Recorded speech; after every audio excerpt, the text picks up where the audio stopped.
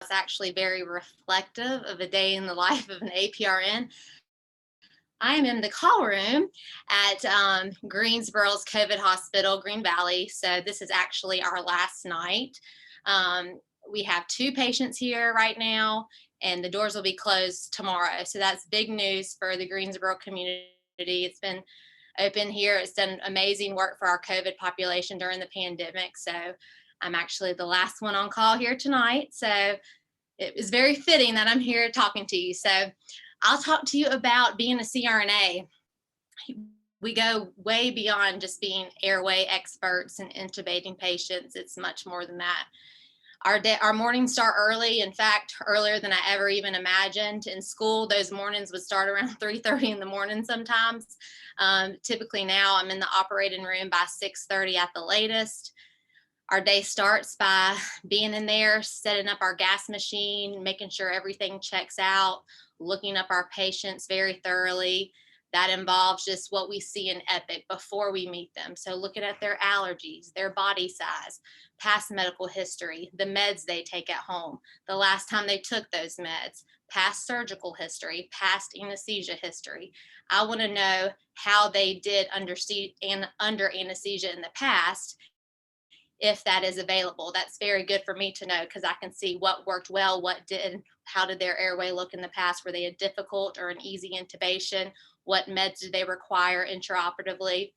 I'll also pull up all my drugs I need to get the patient to sleep and to keep them under general anesthesia or whatever anesthesia modality we use once the operation starts.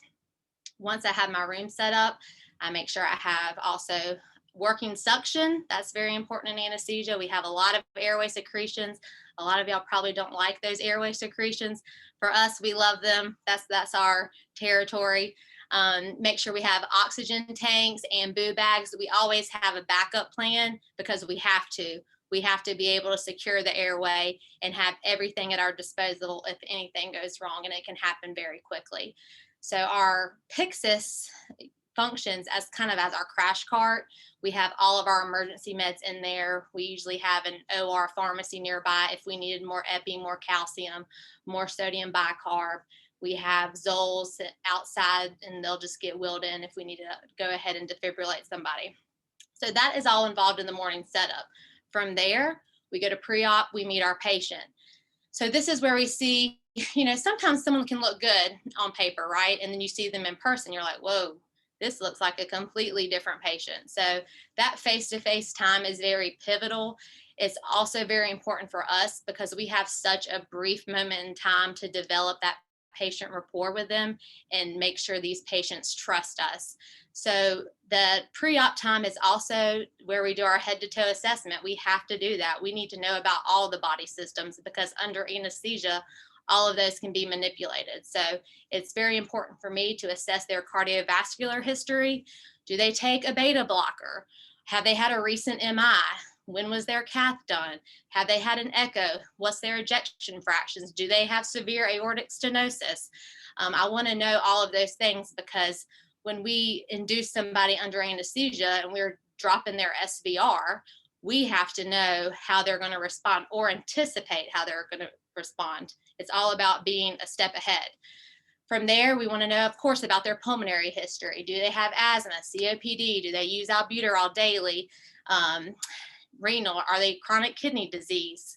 When was the last time they were dialyzed? How high is their potassium? Do they have an IV? Do they have a fistula? Is one side restricted? So there's a lot into it. Endocrine, diabetes. So we're doing a true head-to-toe assessment in a short amount of time. So it's doing the background work, looking at the computer charting, and also doing that face-to-face time, asking them those important questions that we need to know. Once we get a good idea of how the patient is, it's about thinking about the surgery that they're having. So based on the surgery, whether let's call it, it's going to be a laparoscopic cholecystectomy. So we're going to remove a gallbladder. We know that with laparoscopic surgery, we have trocars in the stomach. We're going to insufflate that abdominal cavity, increase that with that CO2. So we know we're going to tube this patient. We're not going to do a laryngeal mask airway. That is not a secure airway. So with that, we also need to do a very thorough airway exam. This involves having the patient open their mouth, checking their dentition. Do they have dentures? We got to make sure we get those out. Do they have a new dental implant? Do they have very poor teeth because they haven't taken care of them? Because we want to leave things the way we found it. Once we do that, we'll place our lines that we need, whether this is a peripheral IV, whether this is a central line, arterial line, a Swan-Ganz catheter, because we're doing open heart surgery and we're going to be assessing all the volumes of the heart. We have to prep for that. So that, of course, takes extra time and preparation.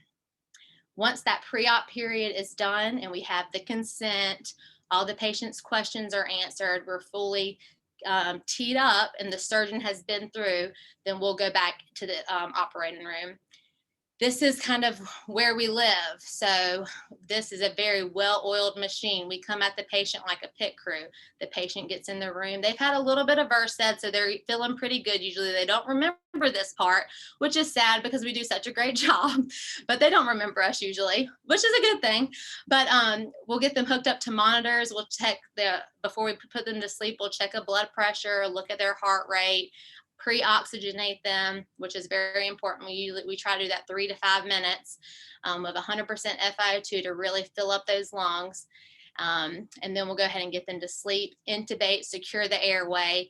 And all of that can be done in a matter of minutes. That's a very quick process, getting them on the monitor, intubating them, getting starting the antibiotics, getting everything prepped, the drapes up, and then surgery starts. At that moment is our maintenance period of anesthesia. So it's all about watching the monitors. How are they fluctuating with our increased anesthetic depth, the volatile gases that we use? So it's a lot of continuously spatial awareness. What is happening in the room? Do you hear a lot of suction coming from the operative field? Are they losing a lot of blood? What was my starting H&H? We are typed and crossed. Do I need to order blood? Do I need to start some albumin? Wide open the fluids.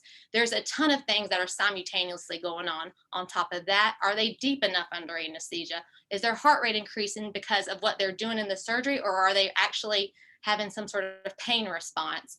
So we have meds for that. We have meds for every alternative that you could have under anesthesia.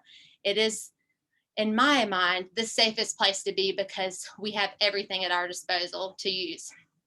Once the surgery is completed, it's time for emergence. That's when we wake the patient up.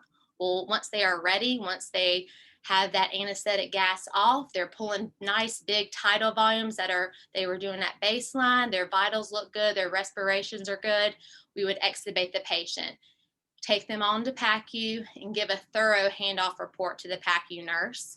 We would then tell them everything pre-op, how they did, the meds we gave, things to look out for. And all of this varies dependent on the type of surgery we do. We're treating everybody from neonates to the geriatric population. We're doing open heart surgery one day, and then we're doing a fistula the next day, or we're chopping off a leg, or we're doing pulmonary, we're doing removing lungs, open hearts. I have ACDFs, neuro, cranies, we're doing everything. So day to day it varies, and our anesthetic plan will vary as well. I could probably talk for the rest of the hour. Is there anything else, Linda, that you think I need to address? No, I think you did a great job. Thank you very much. Yeah, thanks. Very passionate about what I do. That's a good thing, I guess. Which is good. Okay, next we're going to have Rashawn talk to us about, he's in the student role, and again, we'll graduate in August. So Rashawn, if you don't mind telling us a little bit about a day in your life as a student. All right. How's everyone doing? Good afternoon. What Dr. Barr just pretty much stated embodies anesthesia at, the most grand view. You want to have a plan A, a plan B, a plan C, a plan D, a plan E. So you want to have a backup for your backup and a backup for those backups. And that literally is what anesthesia is. And just to touch base on like what SRNA, our typical day is. So from a clinical day, if our patient is inpatient, we'd like to go see the patient so we can lay eyes on them, do that physical assessment, in advance, give us more time, especially being a student, and go over more thoroughly, things like that, do the full physical assessment, look at airway, past medical history, allergies, height, weight, address any concerns, questions. And then you also can, we contact our CRNAs the night before, preceptors, to discuss what we have in mind for our anesthetic plans. We just review the anesthetic techniques. Is it going to be a regional, which is, a block of extremity, a supraclavicular block, infraclavicular block, beer blocks, spinals, epidurals, or general anesthetic where we use a breathing tube, or where we just keep them nice and comfortable sleeping. They do the breathing on their own, which we call a MAC. So we want to discuss those points. We usually arrive earlier than the CRNA. So Dr. Barr said she was there at 6:30. We're there 5:45, getting the machine set up, our airway set up, having a backup airway, getting the medications ready. So we are in the student role, we're getting ahead of that and kind of playing it out in my mind. All right, this is how the day is going to go. I mean, you always try to anticipate things, which, like I said, that's anesthesia. We have, I think UNCG has over 20 clinical sites now, give or take. Clinical schedule can be 8, 10, 12-hour days. And you're really going to learn. I don't know if anyone has OR experience, but it's a different dynamic. So it's an adjustment to that and adjustment to a new role. So you learn how to communicate with the OR team, because that's vital. You want that close loop communication. You learn to speak up, and you learn to kind of mesh with that team, because that is your family in there, and everyone's goal is the patient safety, right? So we also do care plans. I'm sure many of you know what a care plan is, but for anesthesia, it's even more in depth. We're gonna focus, like Dr. Barr said, patient's height, weight, medications, allergies, vital signs, labs, physical assessment. We're going to do that airway. We want to see, because like Dr. Barr said, our anesthetic has impacts on different body systems. And depending on disease pathophysiology, we may alter our anesthetic plan based on what the patient has going on. So we try to take that into account on, okay, well, I was going to do this approach, but wait, she's thrombocytopenic. All right, so we can't do a spinal. So what are we going to do now? All right, what's the next plan? So you kind of want to go through those steps, and writing that care plan out helps you physically go through those processes. Also, for coursework, we are not, there's 2 traditional programs that I've noted out there. Is front-loaded programs where some schools do all their coursework the first year or so. We are more of an integrated. So we do coursework maybe the first semester. I guess you can kind of count that as sort of front-loaded or semi-front-loaded, if that even exists. But then after that, we're in clinical. So we're more integrated. So we're getting lots of clinical hours, and we're starting early, which gets us in the field and gets us comfortable with providing anesthesia. You want to learn and establish your study habits early on. It took a while, not too long, but the first semester you play with a few things. This works, or maybe that doesn't work. And you try to make it as efficient as you can. And you are realistically going to need anywhere from 20 to 30, depending on how you learn, as far as study hours for coursework, clinical preparation, things like that.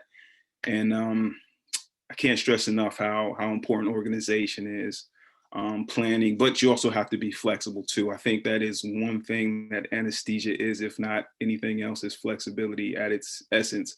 You want to be able to utilize your resources. We have Dr. Stone, Dr. Shedlick, we have upperclassmen, which I am now, so I can be resources to other individuals. And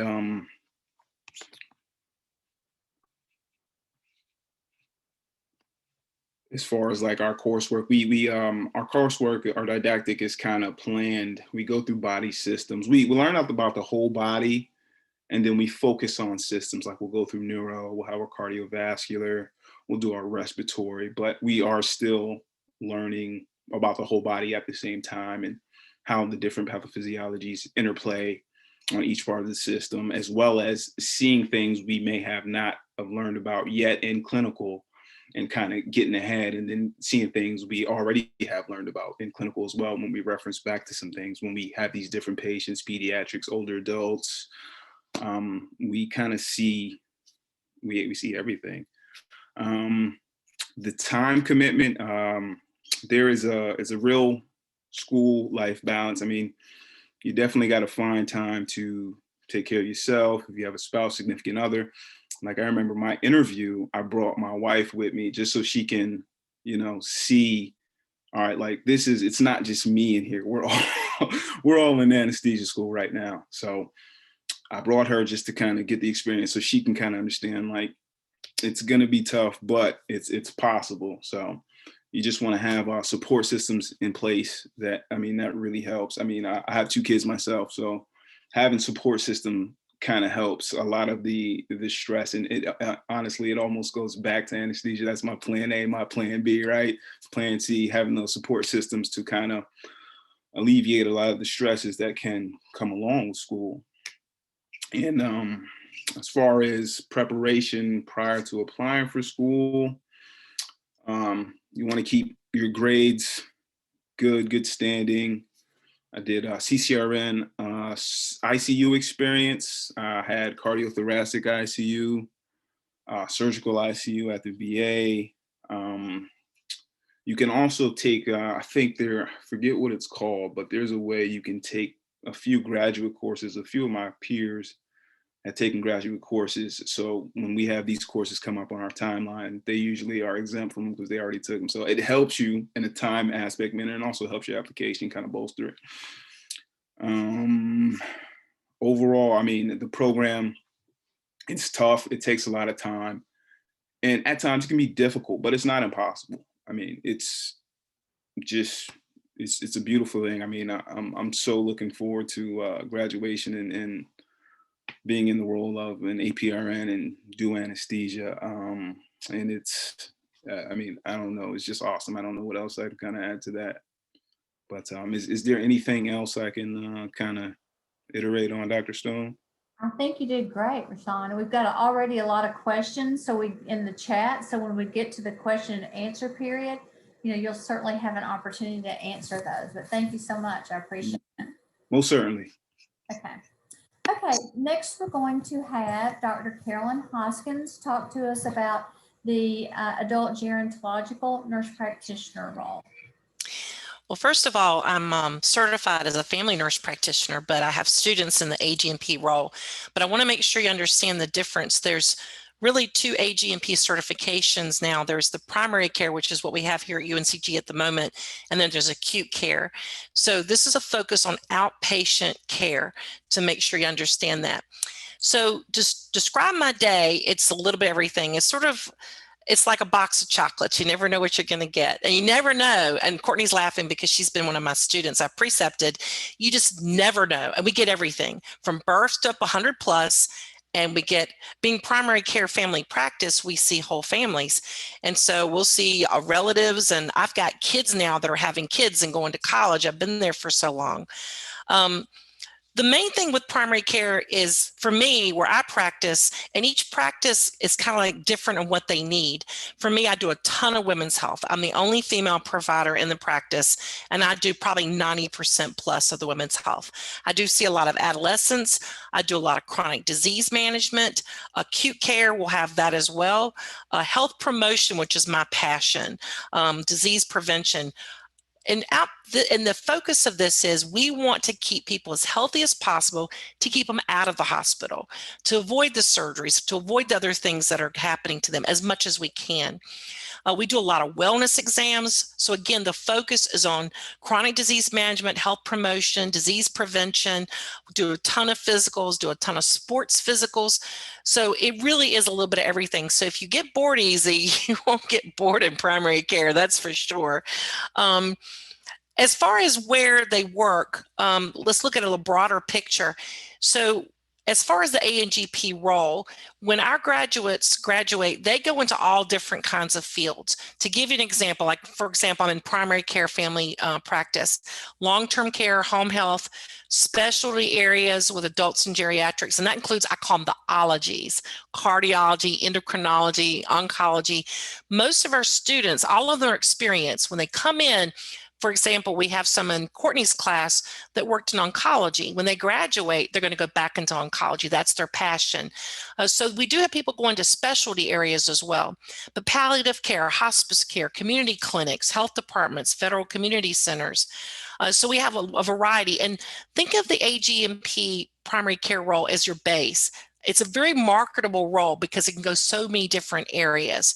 And Dr. Kalinowski and I are going to talk in a minute a little more about certifications. So I'll save that. So we see 13 and older as far as the AGNP role, so that if you don't get into too much peds, that's a good role for you. If you like peds and want broader, you might look at a different certification. The other thing is we have a shortage of primary care providers in North Carolina.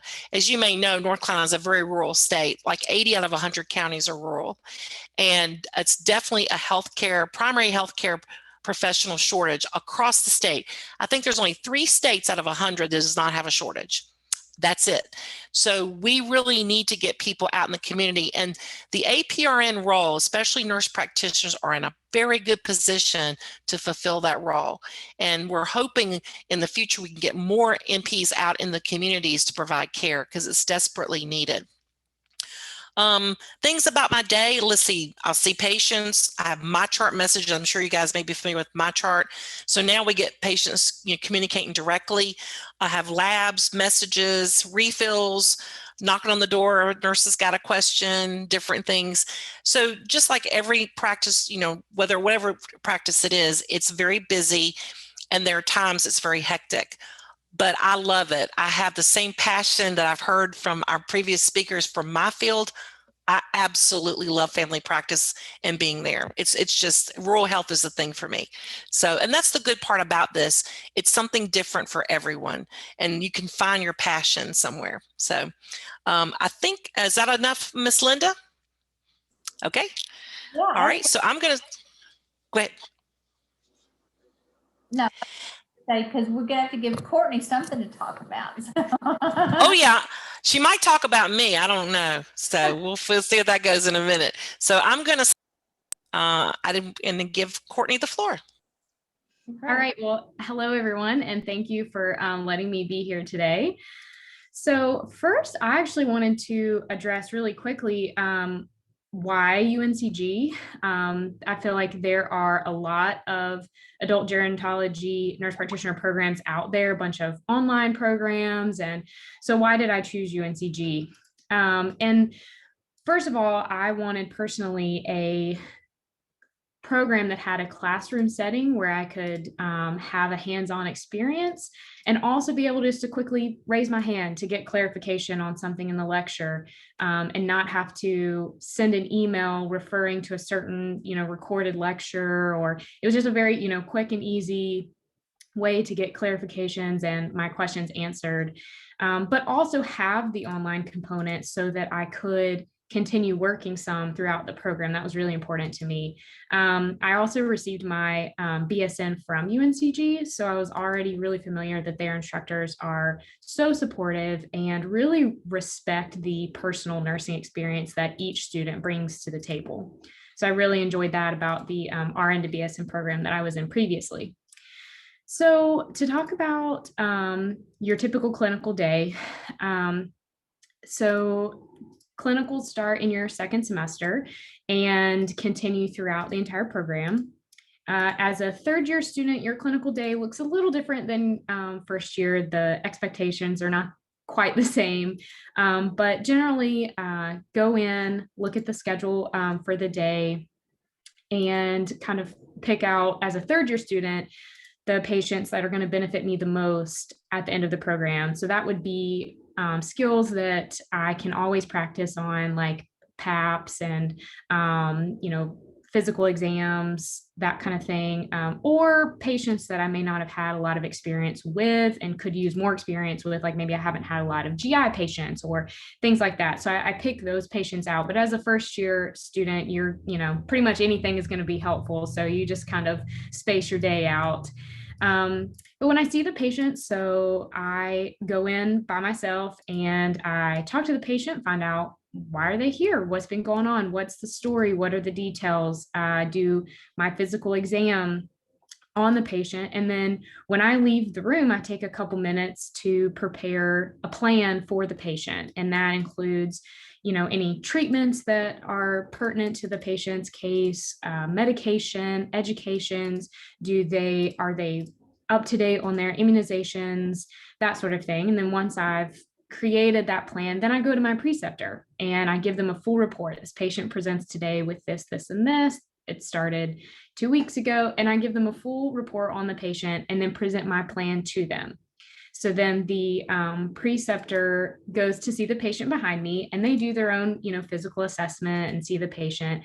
And then after that patient encounter, we discuss if there were any differences in the plan that I had created and the preceptor's plan, and why there would be differences. Did I miss something in the history to choose this medication versus this medication? Or did I, miss that they haven't had their a certain vaccine or that kind of thing? So it becomes a learning opportunity then too, as well as being able to practice creating the plan for the patient.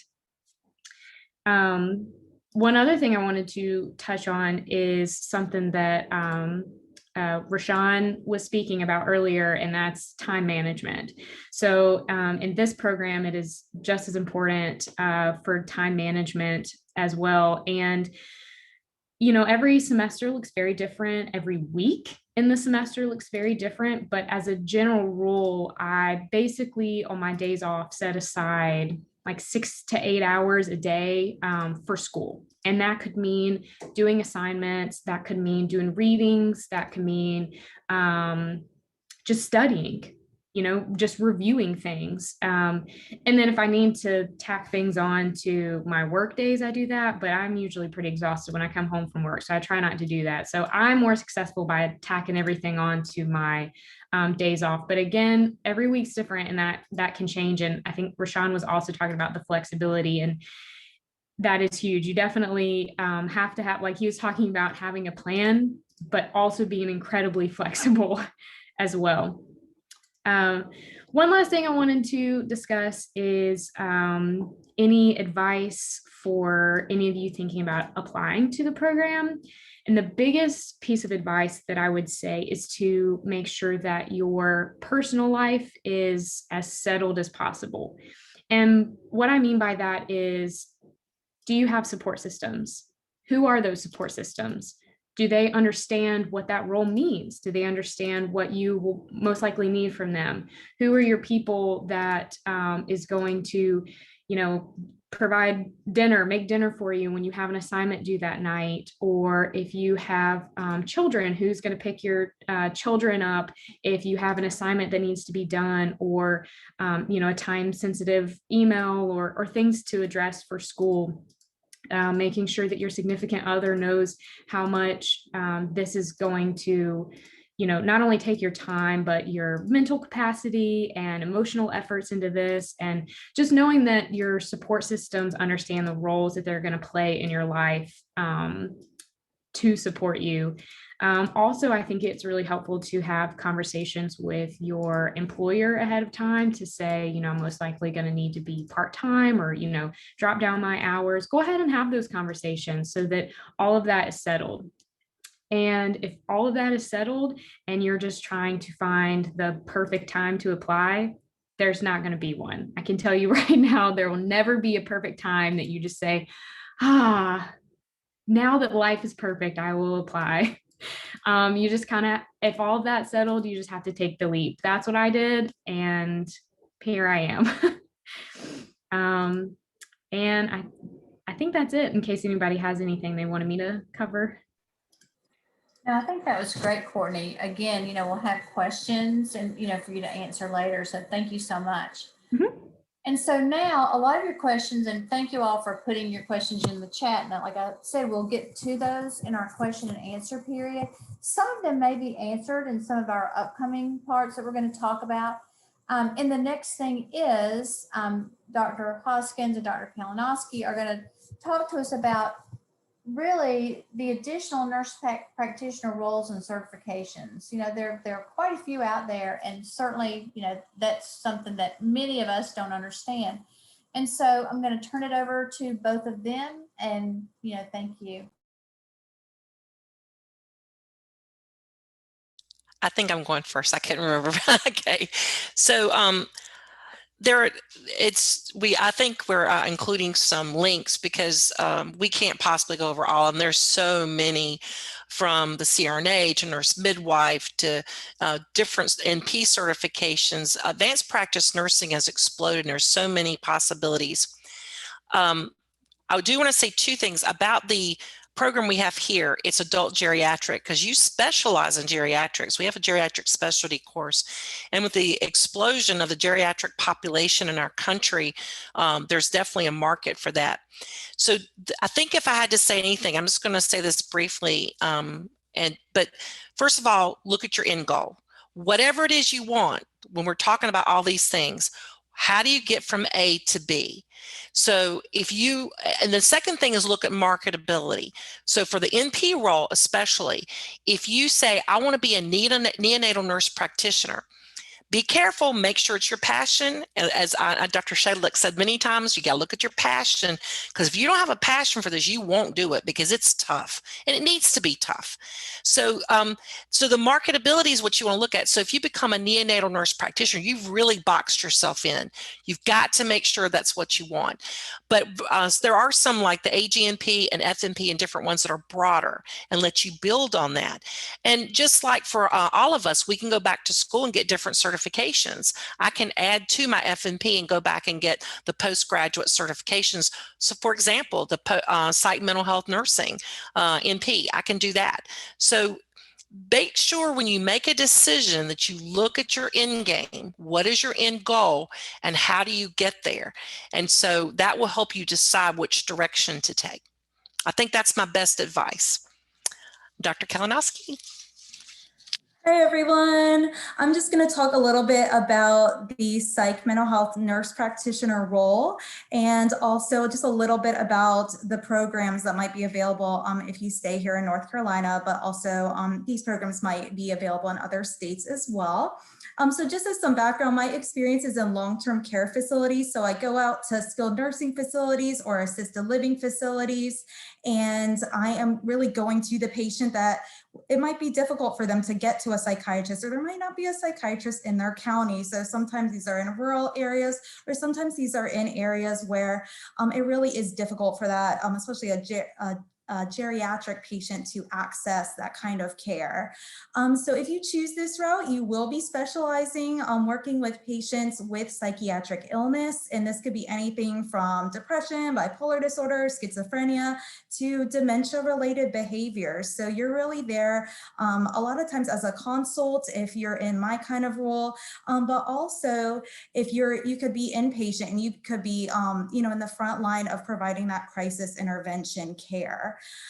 So just some background about how to become a Psych MP. So you can do what I did. You can go straight from having your bachelor's in nursing to becoming a Psych MP, either through a DNP program or an MSN program. I know the MSNs were going to be phased out in the past, but I know there's still some available if you want to find a 2-year program. The DNP programs are 3 years. And as Dr. Hoskins mentioned, you could also pursue the route of becoming an FNP or AGNP and having this as a certification or attending a postmaster's program. So I actually attended school with other individuals who already were nurse practitioners, but were realizing that, hey, in primary care, I'm seeing a lot of psychiatric illness and I don't really know how to treat it. So they wanted to go back to school to get those clinical hours and have that specific psychiatric training. So if you do enter a Psych Psych MP program, you will be still taking, if you're not already a nurse practitioner, you'll still be taking some primary care courses that everybody who is a nurse practitioner takes, but you're going to be spending most of your time taking those psychiatric courses, so diagnostic courses, because you're going to be the one who's diagnosing that illness, per the DSM-5, which is our current diagnostic manual. You're also going to be taking courses in therapy. So my program at UNC Chapel Hill was very therapy focused. So when you leave the program, you're ready to, perform cognitive behavioral therapy or supportive therapy for your patients. And also another component that's really important is the psychopharmacological component. So you're going to often be doing a lot of med management, depending on where you're working, whether that's inpatient, outpatient, long-term care. You could be the one that's prescribing those psychotropic medications because that's going to be your expertise. In terms of a day, when you're full-time, you can see anywhere from 12 patients to 20 patients. So the types of visits really vary. So some days are filled with what are called medication management visits, which can be 15 to 30 minutes, where you're checking in with that patient. Perhaps it's just a quick follow-up because you've already performed a psychiatric interview, but maybe you've slightly changed a medication. Other visits are longer. They're going to be an hour or so, sometimes even longer than that. And they might involve medication management and therapy, depending on what that patient's needs are. And then that initial, you're going to have some patients that you're doing their initial intake visit. So you're going to be diagnosing the illness or addressing whatever problem that they're having. And often patients that were referred to me were patients that were maybe in a crisis or were having some kind of new symptom, maybe if they had already been diagnosed, especially a geriatric patient who had been maybe initially diagnosed with bipolar disorder or schizophrenia at a younger age. So sometimes they're going to be having exacerbation of their illness, and that could be a longer visit. At the beginning of my day, I spend at least an hour getting reports. So I work very closely with the social worker, with primary care, so the AGNPs and FNPs, and the physicians at these facilities. So we're working very closely to make sure any medication that I'm prescribing is not, maybe interacting with another medication, make sure I know everything that's going on with this individual. So, because it impacts every system. So I go in, I get that report. I also talk to the nurses. I ask about, were there any changes? How are the behaviors for your patients? How's sleep? How's appetite? So anything that I can gather, even I talk to CNA. So anybody who can help, provide some of that information, it's all very important because I'm only there sometimes seeing a patient for 15 to 30 minutes, so you can't possibly capture the whole picture without talking to your team. I spend a lot of time reviewing charts and labs. I might be ordering some labs, especially for some of the medications I prescribe. And again, it's really important for me to collaborate with those primary care providers. I spend many hours of my day doing rounds with patients. So that is literally going through any of those visits that I just mentioned, whether it's therapy, crisis intervention. I could be doing mental status exams. Well, you do those with all of your patients every time, but maybe there has to be some additional testing done because there's been a change or some kind of adverse effect from a medication. I received training in all kinds of different psychiatric testing. So that might be a bulk of my day as well. In terms of therapy, as I mentioned, the most common that I perform would be supportive therapy, cognitive behavioral therapy, grief counseling. So working with individuals who've gone through a lot of trauma or grief, especially in that geriatric population. I determine the plan of care, make changes to medications if needed. Sometimes I'm on the phone because somebody's in crisis and they do need to be hospitalized. It's my goal to keep them in the facility so that they're not hospitalized, but rarely, sometimes they need to be hospitalized, or sometimes primary care says, we already, sent this patient overnight to the emergency department. Can you talk to behavioral health so that they can, we can expedite that admission process? So there's some coordination of care. I talk to a lot of families. So of course, individuals who might be in a nursing home or in a skilled nursing facility, in assisted living, they might have individuals making decisions with them or for them. It's always important to involve the patient's loved ones. So I spend a lot of time on the phone talking to those loved ones, updating them with any changes if needed, providing some teaching, etc. Otherwise, at the end of the day, I make sure I've written all my prescriptions, make any recommendations I need to make. I report all of these updates to that same team that I got report from in the morning. And then I spend hours in the afternoon or evening documenting what I did. So I will say, as a part of this role, documentation does take a great deal of time. You're writing that narrative of your interview with the patient, trying to capture every symptom that you assessed. You're writing all the details of the mental status exam, the plan of care, treatment progress, follow-up plans. When are you going to see them next? What did you change, and what's the rationale? Because especially working with patients who are, under that umbrella of Medicare, Medicaid, there are required steps and required coordination. So, and that's for every patient, but especially in that population, in that setting. So that is a lot of your time. So you'd have to plan on that documentation piece, and you want to know exactly what you talked about with that patient, because sometimes 2 weeks later you might not see them for 2 months if they're relatively stable, but maybe they're having an issue. You want to know exactly what happened last time. So again, it's really important to document. This is a really rewarding career if you are passionate about mental health. We have counties in North Carolina that do not even have one psychiatrist or one Psych Mp. So it's really important if you're really passionate about mental health, if you want to look into this kind of program. It's a great opportunity. And again, no matter what role you're in, you're going to be working with individuals with these kinds of illnesses. So, or even if it's their family members or, their support team. So again, it's a really rewarding career, and I'm happy to answer any questions about it. So thanks for listening.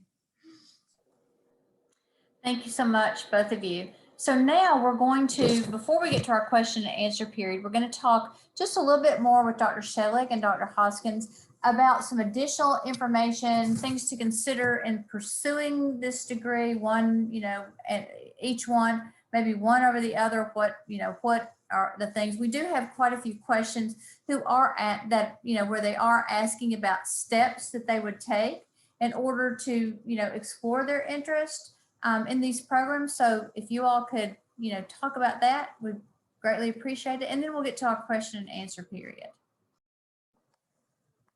Carolyn, you want to start, or do you want me to? All right.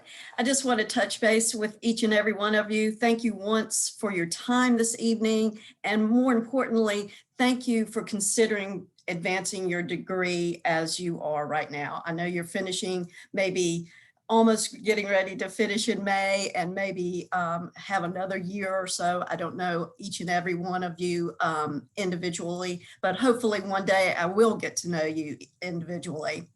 But I do what Rasan and Emily Barr said. We practice at a huge high degree of autonomy. We make independent judgments for all of our anesthetic choices for our patients. And we are truly the only anesthesia professionals with critical care experience prior to beginning our formal education. So even anesthesiologists have not worked in the critical care unit. We have. So that's a huge thing for us as nurse anesthetists. And I just wanted to kind of point that out. And also with our practice, we can practice anywhere. Any kind of setting, traditional hospital settings, obstetrical delivery rooms, urban, rural communities, any kind of critical access hospitals, ambulatory care surgery, ambulatory surgical care units, offices of dentists, podiatrists, ophthalmologists, plastic surgeons, you name it. We pretty much can, in the state of North Carolina in particular, and many other states, we can practice in these areas. And that gives a lot of autonomy for a lot of people, especially depending on where they are in their career. If they're raising children, maybe they don't want to go into a traditional hospital setting. Maybe an office setting is more appropriate for them. So it does give you that flexibility, as they were talking about earlier, and alike. So, and I really appreciate Emily taking care of all the practice portion of it. And what we want to, I'm going to give you some general educational requirements and where basically where you need to, your steps involved, I guess would be a good way to put it. Usually you're going to wrap up about 8.5 years of education and experience to, you know, prepare a CRNA, because you look at your undergrad degree being 4 years, 2 years of critical care experience, and then 3 years in a nurse anesthesia program. So you can do the math. I don't have to do that for you. So that just, it's somewhere between 7 and 8.5 years. Pretty much the average nurse coming into a nurse anesthesia program now has about 2.9 years of experience in the critical care units, to give you an idea. Across the United States and Puerto Rico, the minimum requirements are a BSN, a license, unencumbered nursing license as a registered nurse, or an APRN, either one.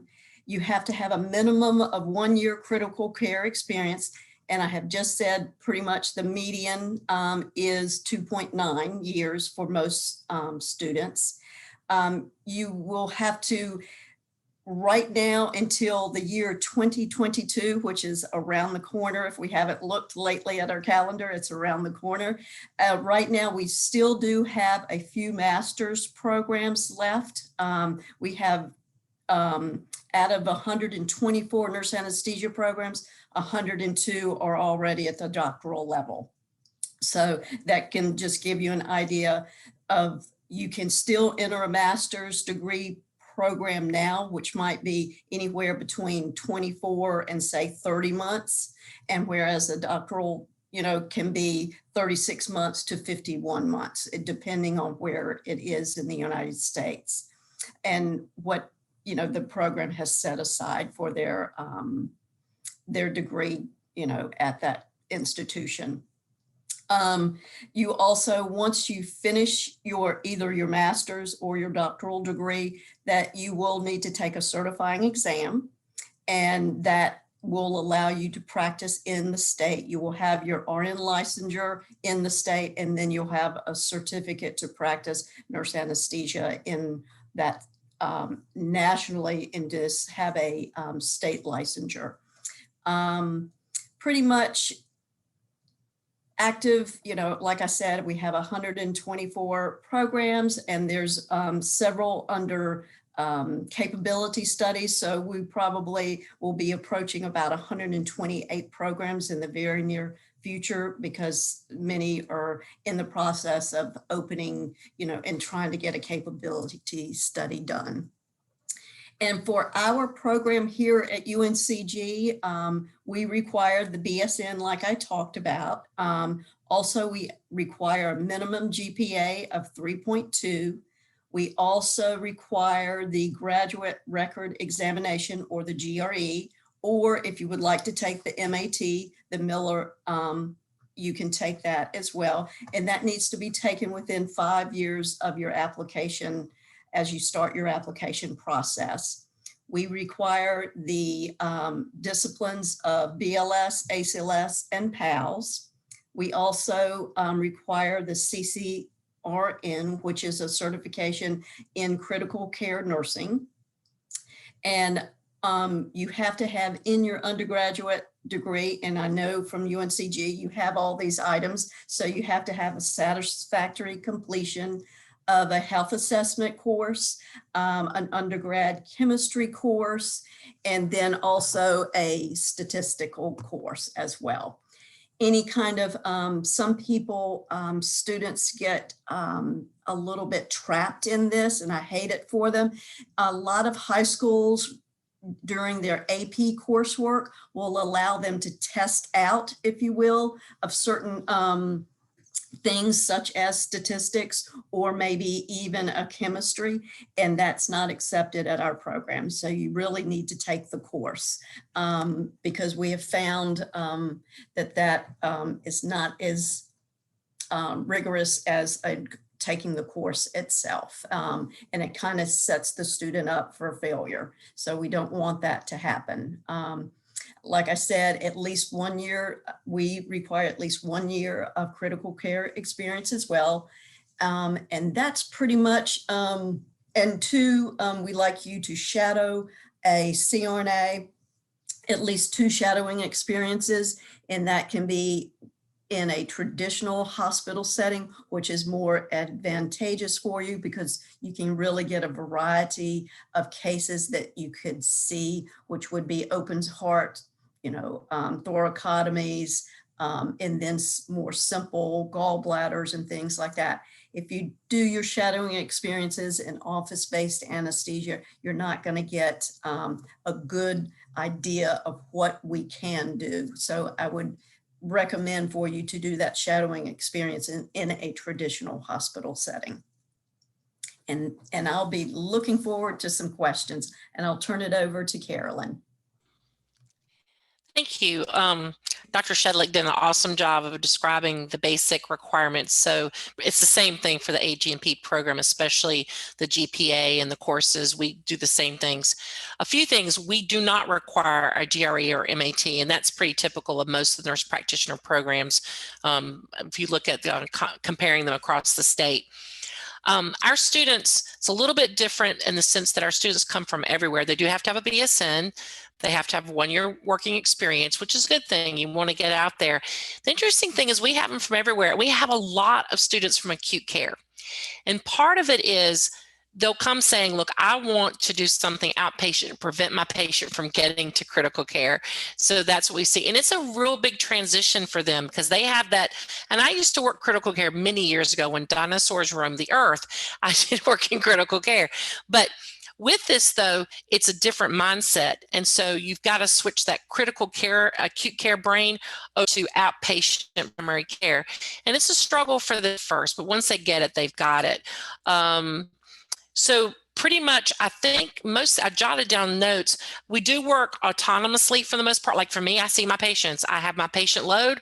If I come across anything I need to consult, I will, which is very rare. I do refer out, and I certainly send to ED if appropriate.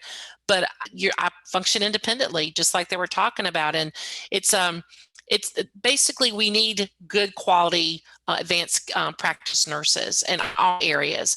But Dr. Shedlick did such a good job describing all the prerequisites. I think it's good. I think that's pretty much covers everything. I'll send it back to Dr. Stone. That's not much, but she did a great job. So I'm like a side note. Someone send it back to you. Okay, well, great. Thank you all so much, for your presentations, and also just to answer or just ask a few questions. I think many of these have already been answered in what you all said, but again, in terms of the beginning steps to in a nurse's career in order to become, or to explore their interest in anesthesia, again, would you say, Dr. Shedlick, shadowing a CRNA, really looking at what for this both programs, really looking into what that role is. And then of course we talked about the GPA and the other requirements, ICU requirements and that kind of thing. Somebody also asked about, is ICU experience recommended? And it's required. It's not just recommended for the nursing anesthesia program. And then again, we talked about requirements for admissions to both. Now, somebody did want to know, and I'm going to open this up to, Dr. Barr or some of the others.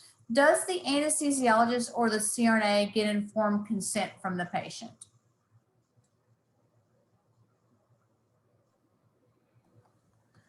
I can take that if Emily, there's Emily there. My thing was closed. Okay. So it does depend at the facility that you're working. For me, we at Moses Cone, the anesthesiologist is the one who is signing the consent. However, I could or could not be in there when that happened. So I'm doing my due diligence and making sure I go through the procedure, the anesthetic plan, and ensure that the patient has no questions. I want to know if they're okay receiving blood products, pretty much confirming name, date of birth, procedure, make sure they had all their questions answered by the surgeon, as well as making sure they have no questions about the anesthesia. You don't really ever want to just default and assume that that's been taken care of. Okay, great. Other things that have been asked is how do you prepare so that you're not having to worry about bills and expenses, during the program, so that you can live. In other words, anybody want to take that for either one? Sure, I'll take that. As far as preparation, you could take that time you're gaining to get your clinical experience, right? You need ICU experience. So, I mean, I would save as much as possible. You can always take student loans out and things like that should you need it. But if you know your trajectory, I would just go ahead and optimize your savings and just do everything you could in advance. That way you kind of alleviate the need to take out loans. But should you need them, they are there. Okay, great. Thank you. And I'll echo on that a little bit on nurse traineeship money that you can apply for too, that's giving to advanced practice nurses. So just a plug for that. That is soft money. The federal government controls it. So it could be $1 today and $2 tomorrow. A little bit more than that, just kidding. If you have a relationship with the hospital that you're employed through prior to school, sometimes they do offer a stipend that is either given to you during a program, but you commit to coming back there and working for either 2 to 3 years, depending on how much money you did receive. So that's something really good to look forward to if you know for sure where you could be living, if you could go ahead and set that up with your employer. Yeah, those are really good points. So it is a possibility. And so in terms of, someone wrote, are there a lot of style paper writing in the CRNA and nurse practitioner programs, or are the programs more clinical and skill lab focused? So I'm going to let many of you answer that.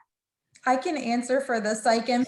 I will say that both are focused. So I'll say that it's different than undergrad. It's different than the BSN program in terms of, it's not so much like memorizing information and like regurgitating that on an exam.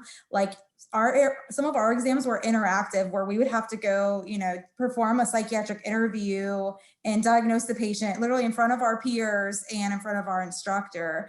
And same thing in the primary care class, where you're having to, almost do a mock like 15-minute appointment and, choose the proper route for that patient in terms of their symptoms, et cetera.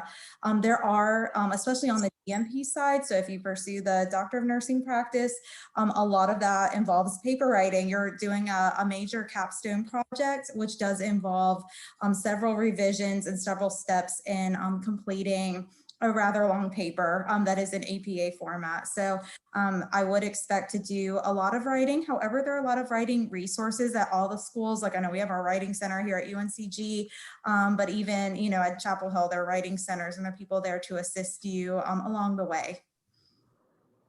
Okay, great. And I'll just touch base on what Dr. Kalinowski just said. So she actually just read my 46-page paper and reviewed it. So yes, there's a lot of writing, but it's something that I have felt very supported the entire time I was writing my paper. And, we start discussing the project, I think maybe the summer of the first year or beginning of second year. So it's something that you work on for a very long time. It's not like, you find out at the beginning of the semester that you have a 50-page paper due at the end of the semester. It's nothing like that, but it is something, like Dr. Kalinowski said, that you continue to work on with many drafts and many revisions. And just like Dr. Kalinowski said, our program is very interactive as well. There's a lot of, written exams and normal things like that you're used to. And then kind of like in nursing school, we did have some simulation stuff where you go in and you see your patient and, you know, you assess the patient and do a physical exam on that patient. And then you create a plan for that patient as if that was someone in clinical. And then, you know, you're given feedback on that as well. So that's a little bit different. Okay, great. And again, one of the things that was part of that question was, you know, is there paper writing or is it more clinical and skill lab focused? And so, you know, I can say that, you know, that they're both. You know, you're in a doctoral program, doctoral education is going, and especially when you're learning a profession, it's going to be both. Okay.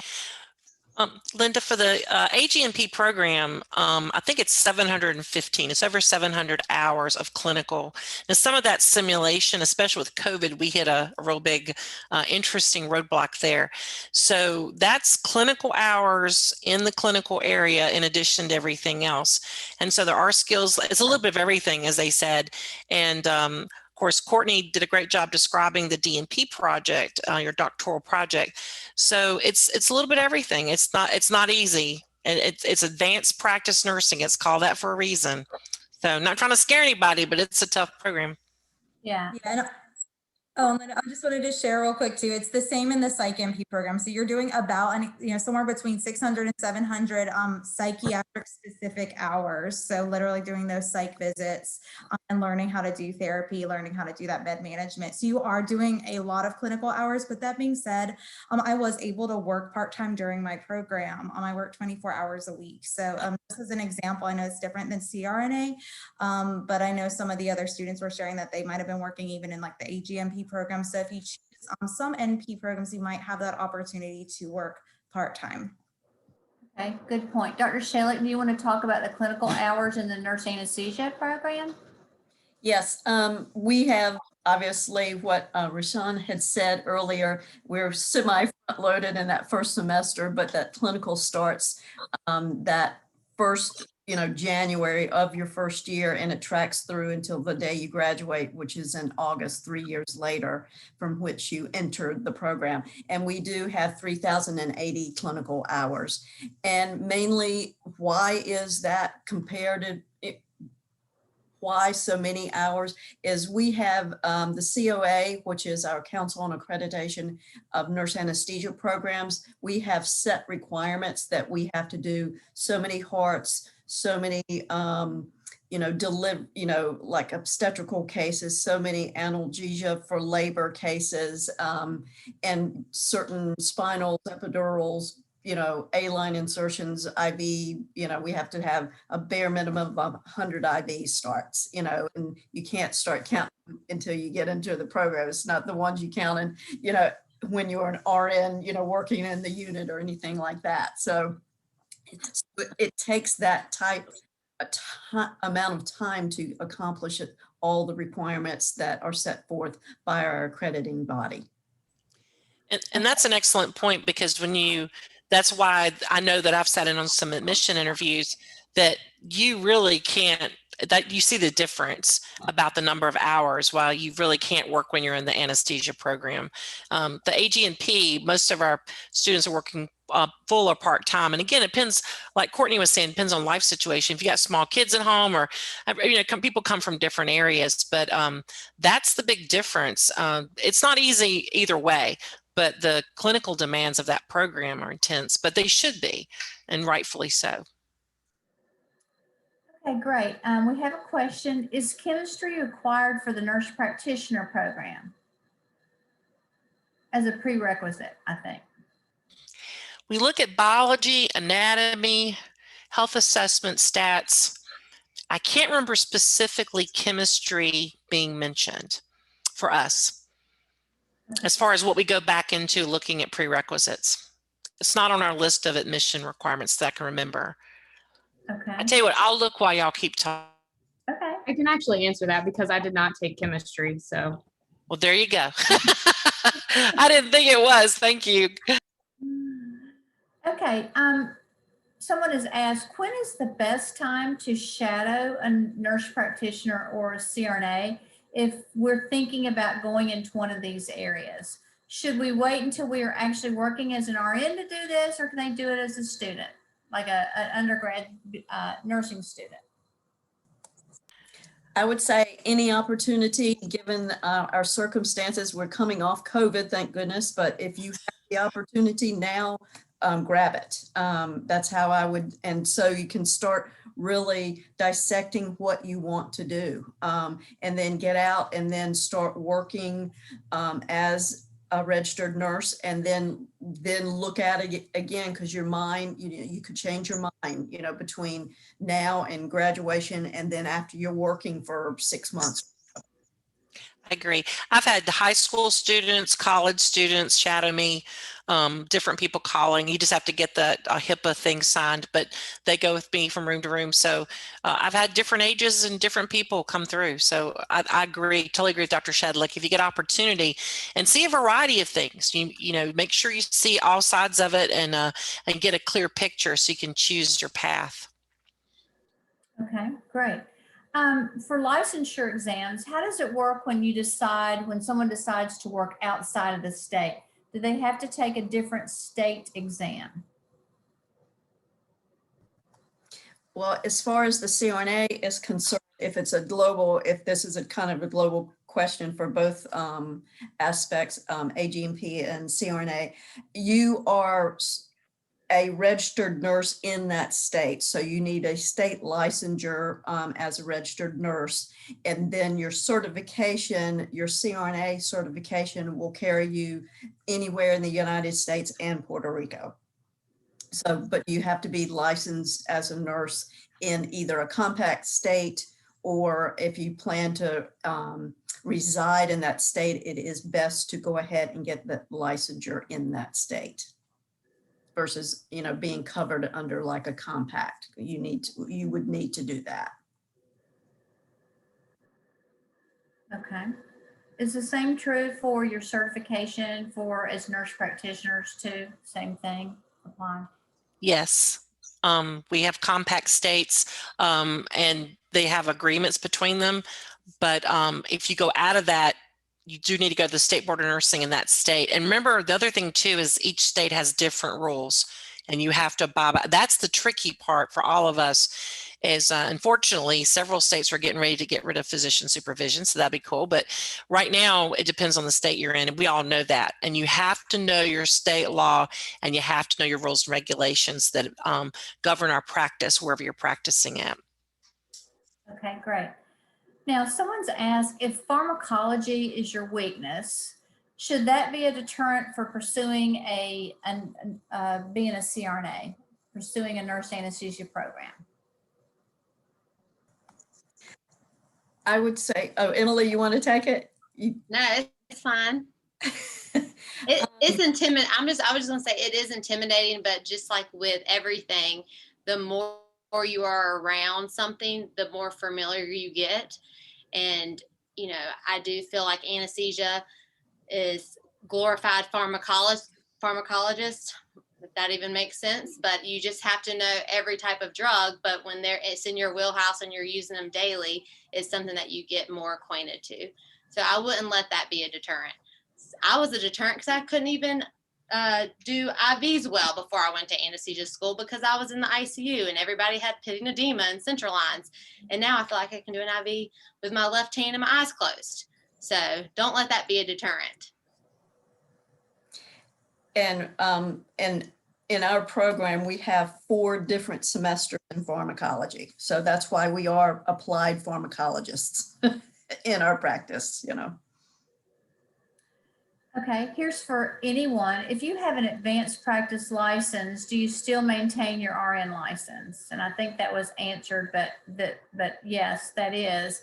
And again, just so everyone knows, you're practicing under your RN license. You don't have a CRNA license or nurse practitioner license. They're certifications. So in every state, you are practicing under an RN license, and sometimes it's referred to as an APRN license, but it still is your RN license, okay? And the rest is certification, okay? Now, that's all the questions that I see in the chat. If there are others, would Would someone like to just unmute themselves and ask the question?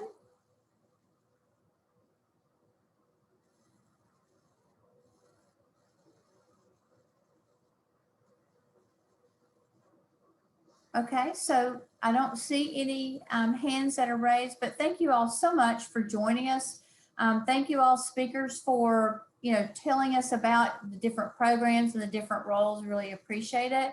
And if you do have questions, if you find, you get back home and really think about all the things that, you want to ask again, or even next week, let us know.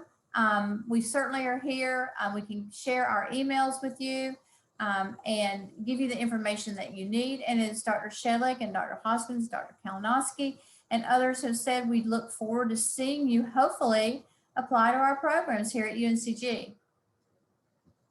All right, thanks everyone. Have a good night. Thank you. All right. Bye.